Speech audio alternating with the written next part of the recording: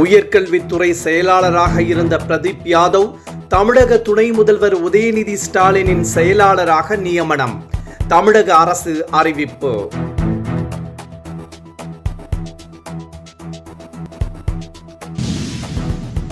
சென்னை புழல் சிறையில் விசாரணை கைதிகள் இன்டர்காம் மூலம் வழக்கறிஞர்களிடம் பேசும் நடைமுறை வாபஸ்.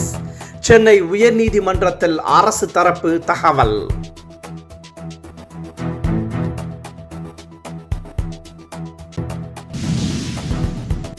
லண்டன் மற்றும் சிங்கப்பூரில் இருந்து சென்னைக்கு வந்த 2 விமானங்களில் தொழில்நுட்ப கோளாறு. சுமார் 9 மணி நேரம் தாமதம் ஏற்பட்டதால் பயணிகள் அதிருப்தி.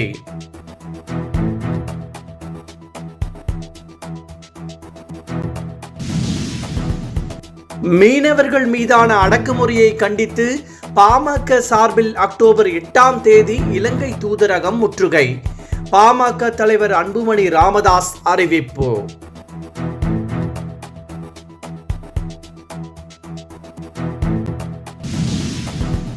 திருப்பதி ஏழுமலையான் கோவிலில் பிரம்மோற்சவம் தொடங்க உள்ளதையொட்டி வெளியூர் பக்தர்களின் வாகனங்களை நிறுத்த லொகேஷன் QR கோடு திட்டம்.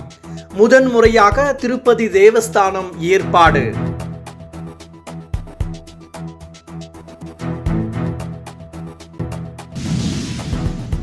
தங்கம் விலை தொடர்ந்து ஏறுமுகம்.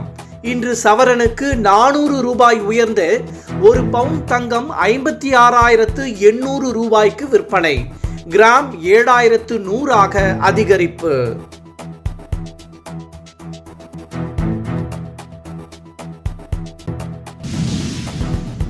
சென்னை மெரினா கடற்கரையில் வரும் 6ஆம் தேதி இந்திய விமானப்படையின் சாகச நிகழ்ச்சி. லட்சக்கணக்கான மக்கள் திரள்வார்கள் என்பதால் ஏற்பாடுகள் தீவிரம்.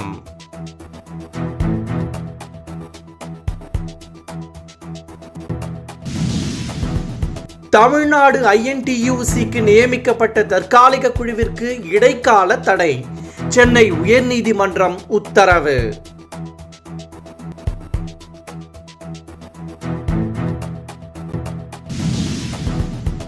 டெல்லி தமிழ்நாடு இல்லம் புதுப்பிக்க தமிழக அரசு திட்டம்.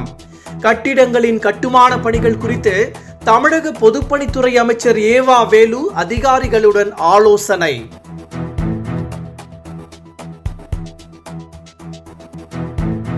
என்றும் உங்களுடன் மை இந்தியா. முக்கிய செய்திகளை உடனுக்குடன் தெரிந்து கொள்ள சப்ஸ்கிரைப் பண்ணுங்க, பெல் பட்டனை பிரஸ் பண்ணுங்க.